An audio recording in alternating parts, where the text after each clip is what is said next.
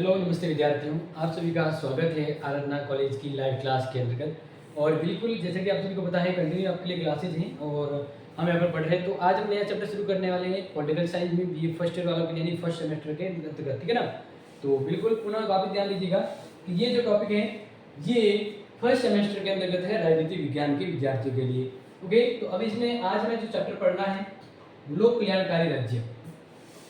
लोक कल्याणकारी राज्य, इसका डेफिनेशन क्या है, इसका अर्थ क्या है और इसकी एक आध परिभाषा के बारे में हम समझेंगे और इसके बाद समझेंगे लोक कल्याणकारी राज्य के लक्षण के बारे में। तो जैसा कि आप सभी को पता है ये इंपॉर्टेंट क्लास है आपके लिए, तो नोट कर लीजिएगा साथ साथ में। और लोक कल्याणकारी, देखिए यहाँ पर नाम है लोक कल्याणकारी राज्य, यानी एक ऐसा राज्य जो लोक यानी लोगों के कल्याण यानी भले के लिए काम करे। एक ऐसा राज्य जो लोगों के भले के लिए काम करे, ऐसे राज्य को ही हम क्या कहते हैं, लोक कल्याणकारी राज्य। तो इस नाम में इसका अर्थ छिपा हुआ है, लोक कल्याणकारी राज्य। लोक यानी लोक, कल्याण यानी कल्याण, तो लोगों के कल्याण के लिए जो राज्य होता है वो कहलाता है लोक कल्याणकारी। आप देखा होगा ऑलमोस्ट, अगर आज के समय के जैसे राज्य की बात करें तो अलग अलग जगह जैसे सरकार जो भी योजनाएं चला रही है, जो भी कार्य कर रही है, छात्रवृत्तियां दी जा रही है, विकलांग को सहायता दी जा रही है, उद्योगपतियों को विभिन्न प्रकार के अलग अलग किस्तों के जरिए, ऋण के जरिए सहायता दी जाती है, या फिर फ्री में हेल्थ इंश्योरेंस दिया जाता है, फ्री मोबाइल वगैरह, ये सब चीज़ें हैं ना, ये सब चीज़ें मिलाकर क्या कहलाती हैं, एक ऐसी व्यवस्था जो लोक कल्याणकारी है। यानी हर राज्य ये चाहता है कि मेरे राज्य के अंदर रहने वाले लोगों का कल्याण हो, क्या हो, सभी का कल्याण हो, यानी कोई भूखा रहे या मरे नहीं, ऐसी की स्थिति ना हो जाए। तो लोक कल्याणकारी राज्य सिंपली बात करें लोगों के कल्याण को लेकर करने वाला कार्य, यानी एक ऐसा राज्य लोगों के कल्याण के लिए ही आया है और कार्य कर रहा है। तो इसी को लेकर ये आप नोट कर लिया, ठीक है। इसको लेकर कुछ विशेष, मैंने अर्थ तो आपको समझा दिया, परिभाषा देखिए क्या लिखी हुई है। अब्राहम लिंकन ने कहा है कल्याणकारी राज्य वह राज्य होता है जो अपनी आर्थिक व्यवस्था, कल्याणकारी राज्य वह होता है जो अपनी आर्थिक व्यवस्था का संचालन आय के अधिकाधिक समान वितरण के उद्देश्य से करता है। लोक कल्याणकारी राज्य वही राज्य है जो, मान लीजिए राज्य के पास बहुत सारा पैसा या संसाधन है, तो वह उस राज्य के पास जो पैसा और संसाधन है उसका बराबर बंटवारा हर वर्ग में करे, तो सभी का विकास होगा, सभी का कल्याण होगा। तो क्या लिखा गया है, आर्थिक व्यवस्था का अधिकाधिक क्या करे, समान वितरण के उद्देश्य से जो कार्य करता है तो वो लोक कल्याणकारी राज्य कहलाता है। अब अरस्तु की जो लाइन नोट कर लीजिए, अरस्तु ने जो कहा है वो बहुत ही इंपॉर्टेंट है और इस लाइन से भी अर्थ स्पष्ट हो जाएगा।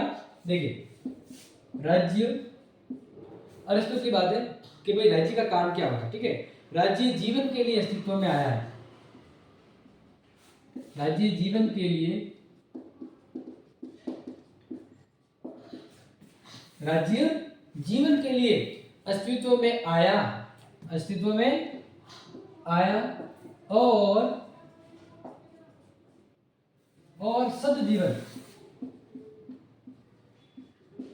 सदजीवन यानी अच्छा जीवन के लिए अस्तित्व में बना हुआ है।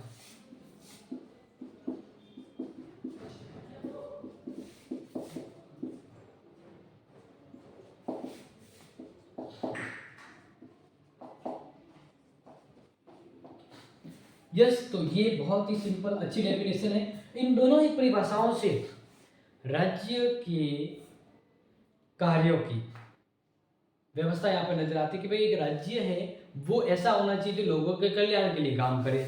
देखो इस लाइन में क्या लिखा है, राज्य जीवन के लिए अस्तित्व में, यानी राज्य का मतलब है कि वह लोगों के जीवन के लिए होगा और उसका अच्छा जीवन का बनाएगा राज्य, ये राज्य की जिम्मेदारी होती है। अब जो अपने स्टूडेंट यहाँ पर एक क्लास देख रहे हैं उनको एक चीज़ कहना चाहूँगा कि अगर आपको पॉलिटिकल की और कभी भी किसी प्रकार की हेल्प चाहिए या कोई डाउट है तो आप डायरेक्ट खुद मेरे channel me and my YouTube class, यानी कहने का मतलब आपको राजनीति विज्ञान से संबंधित किसी भी प्रकार की सहायता के लिए डायरेक्ट जुड़ने के लिए, आपकी 12 से लेकर पीजी तक का कोई भी प्रॉब्लम है राजनीति विज्ञान के लिए, तो आप बिल्कुल बेझिझक ये अपना यूट्यूब चैनल है, वहाँ पर आप विजिट कर सकते हैं। ओके, तो अब बढ़ते हैं अपने इस टॉपिक के आगे और बात करते हैं यहाँ पर लोक कल्याणकारी राज्य के लक्षण के बारे में। तो ये आपने नोट कर लिया होगा, समझ गए होंगे, गुड, वेरी गुड।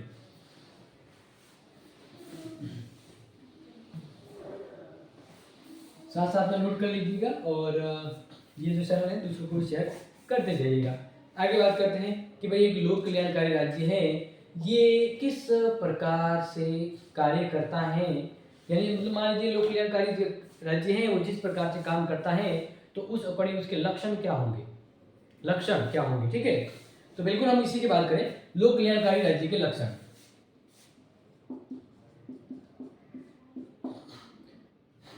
एक लोक कल्याणकारी राज्य के लक्षण की बात करेंगे तो हम इसको कैटेगरी के हिसाब से बांटेंगे कि लोक कल्याणकारी राज्य किस प्रकार का काम करता है। तो देखिए, देखो हम सबसे पहले बात करते हैं कि एक लोक कल्याणकारी राज्य है वह आर्थिक सुरक्षा की व्यवस्था करता है,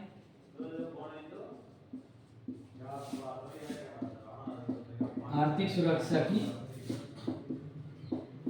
व्यवस्था करता है। दूसरी कैटेगरी यानी इसके बीच में मैं आपको काम बताऊंगा कि एक राज्य आर्थिक सुरक्षा को लेकर क्या काम करता है, लोक कल्याणकारी राज्य के लक्षण क्या है। एक तो आर्थिक सुरक्षा करना, दूसरा राजनीतिक सुरक्षा,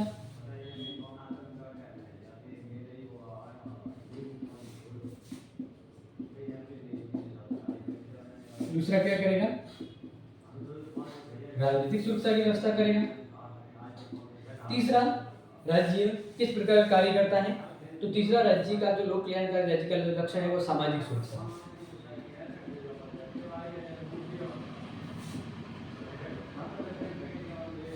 सामाजिक सुरक्षा, क्लियर। सामाजिक सुरक्षा देखो इसके बीच में आपको अभी बताने वाला हूँ कि ये चीज क्या किस प्रकार से काम करने वाली है। इसके अलावा जैसे बात करें तो राज्य के कार्य क्षेत्र में वृद्धि, चौथा लक्षण होता है इसका।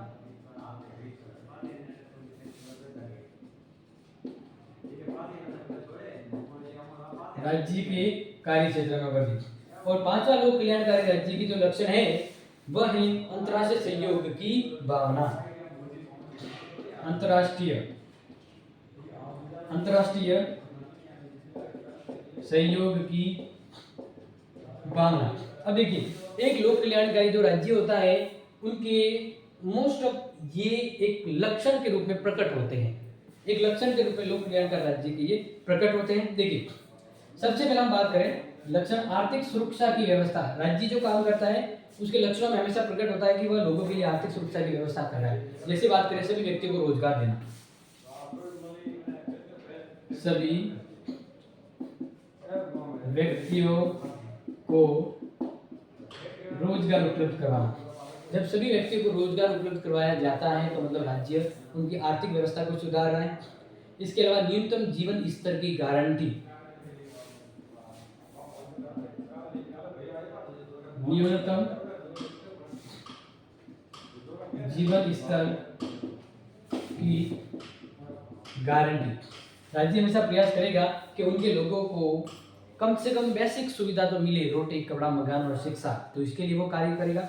नेक्स्ट यहाँ पर बात करेंगे अधिकतम समानता की भावना। तीसरा, अधिकतम समानता की भावना। देखिए, लोगों में बराबरी, समानता और मित्रता, सहयोग का भाव कब होगा, जब पैसे बराबर होंगे। मतलब राज्य अपनी ओर से लोगों के मध्य बराबरी करेगा, एक काम के लिए एक जैसा पेमेंट देगा और उसके प्रति विभिन्न प्रकार की समानता का व्यवहार करेगा। यानी जब समान भाव समभाव होगा तो राज्य में आर्थिक व्यवस्था अच्छी होगी। यानी पैसों के मेल में राज्य की ओर से वह कार्य के दौरान हर एक प्रकार की समानता बनाए रखेगा कि भाई लिंग, जाति, वसन किसी के आधार पर पैसों में भेदभाव न किया जाए, जो जैसा काम करा वैसा पेमेंट मिलना चाहिए। इस प्रकार से राज्य अधिकतम आय समानता, आर्थिक समानता की व्यवस्था की बात करेगा। ओके, तो ये तो बताया आर्थिक सुरक्षा को लेकर राज्य के लक्षण है, किस प्रकार से वो काम करने की सोचता है। अब राजनीतिक सुरक्षा की व्यवस्था, राज्य ऐसे कौन से कार्य करता है जिसमें राजनीतिक सुरक्षा के लक्षण प्रकट होते हैं। तो पहला तो है एक राज्य है वो अपने लिए लोकतंत्री शासन बनाएगा,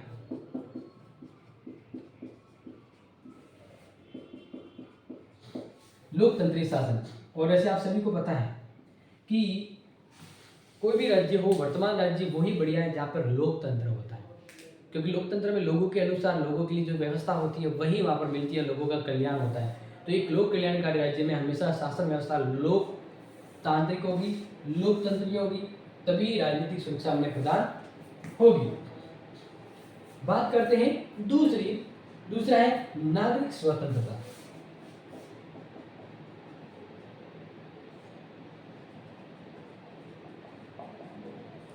देखिए, अब एक नागरिक स्वतंत्रता क्या होती है? नागरिक स्वतंत्रता का मतलब होता है एक नागरिक होने के नाते उसे राज्य की ओर से एक नागरिक होने के नाते उसे राज्य की ओर से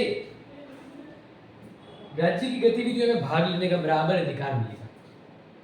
जैसे इलेक्शन लड़ना है, मत देना है, या फिर किसी को सपोर्ट करना है राजनीतिक पक्ष में, या फिर सरकार की आलोचना करना है, तो ये मत देने का, चुनाव लड़ने का और निर्वाचित होने का जो ये अधिकार है, ये स्वतंत्रता है, ये नागरिक स्वतंत्रता। देखिए, राजनीतिक स्वतंत्रता के अंतर्गत दोनों प्रकार की होती है, लेकिन नागरिक का मतलब ये हो गया कि अगर बेसिक स्थिति के सिर्फ और सिर्फ नागरिक स्वतंत्रता क्या होती है, तो इसका मतलब होता है कि एक व्यक्ति जो उस राज्य में रह रहा है, तो उस राज्य में रहने के नाते उसे जो स्वतंत्रता है, वो जो आज़ादी मिलती है उस राज्य की ओर से, वह नागरिक स्वतंत्रता के अंतर्गत आती है। जब व्यक्ति को नागरिक स्वतंत्रता मिलेगी तभी तो वो राज्य के कार्य में भाग लेगा। ठीक है, ये बहुत ही इंपॉर्टेंट होता है। इसके अलावा बात करें सामाजिक सुरक्षा।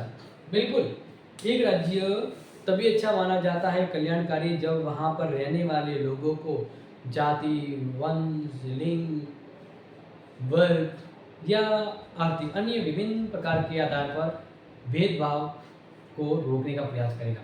एक राज्य अपने लोगों के मध्य जितना भेदभाव कम करेगा ना, एक राज्य अपने लोगों के लिए जितना भेदभाव कम करेगा, बराबरी का वातावरण लाएगा, उतना ही राज्य उन्नति करेगा, लोग उस राज्य में रहना पसंद करेंगे। यानी सामाजिक सुरक्षा का मतलब होता है कि समाज में किसी भी प्रकार का भेदभाव ना हो, सभी को समाज में बराबरी मिले, तो ये सामाजिक सुरक्षा होती है। ठीक है, अब इसके अंदर जैसे मैं आपको बताऊं कि सामाजिक सुरक्षा, तो सामाजिक सुरक्षा में बस ये लिख दीजिए, वंश, जाति, लिंग, वर्ग एवं अन्य किसी भी भेदभाव को समाप्त करते हुए समाज में समानता स्थापित करना, यानी बराबरी, समानता स्थापित करना। तो प्यारे विद्यार्थियों, सामाजिक सुरक्षा का मतलब समाज में रहते हुए व्यक्ति को सुरक्षा होनी चाहिए। ऐसा नहीं कि डर लगे क्योंकि आके मार लेगा, वो कर लेगा, ये कर नहीं, उसे समाज में रहते हुए किसी भी प्रकार के भेदभाव से ग्रसित नहीं रहना पड़े, उसे बराबरी का हक मिले, सामाजिक सुरक्षा। ठीक है, राज्य के कार्य क्षेत्र में वृद्धि। अब आपको पता है कि एक राज्य को जब काम करना है और भलाई का काम करना है, तो राज्य को फिर ज्यादा काम करना होगा। तो राज्य जब लोक कल्याणकारी कार्य करेगा तो इसका मतलब है राज्य के पास काम ज्यादा करने होंगे। एक राज्य को जब लोक कल्याणकारी काम करना है तो इसका मतलब राज्य को जरूरत से ज्यादा काम करने, जरूरत से ज्यादा काम करने, तो इसका मतलब है कि राज्य का कार्य क्षेत्र बढ़ेगा। तो एक लोक कल्याणकारी राज्य का कार्य क्षेत्र हमेशा वृद्धि करता है, क्योंकि इसके लोक हित में कार्य करना होता है। तो इसमें नोट कर सकते हैं, राज्य के सभी वर्गों एवं क्षेत्रों में सुव्यवस्थित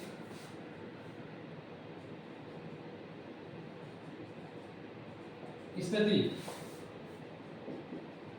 प्राप्त करने के लिए, राज्य के सभी वर्गों एवं क्षेत्रों में सुव्यवस्थित स्थिति प्राप्त करने के लिए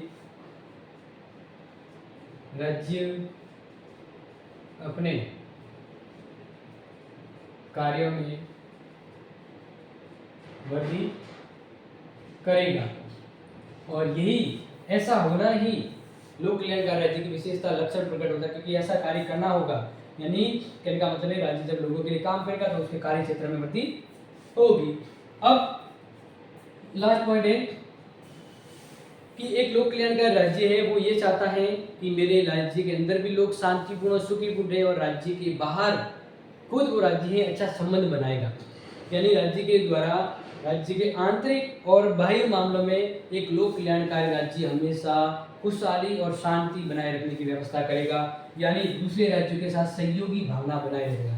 एक राज्य जब दूसरों का सहयोग करेगा तो सहयोगी भावना से विश्व में शांति व्यवस्था बनी रहेगी और सभी अपना अपना काम करेंगे। तो ये एक लोक कल्याणकारी राज्य की व्यवस्था लक्षण होते हैं। यानी जो लोक कल्याणकारी राज्य उसके मन में भावना होती है वसुधैव कुटुंबकम।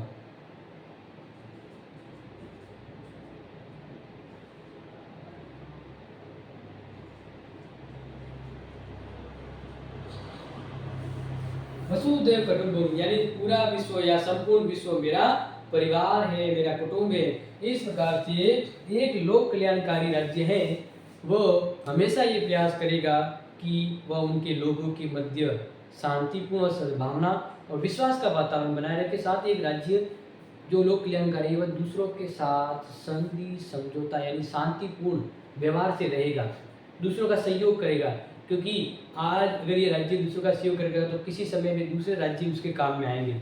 इस प्रकार एक राज्य के द्वारा शांति और सहयोग की व्यवस्था की जाती है, दूसरों का वो सहयोग करेगा क्योंकि सहयोग से ही उन्नति होती है।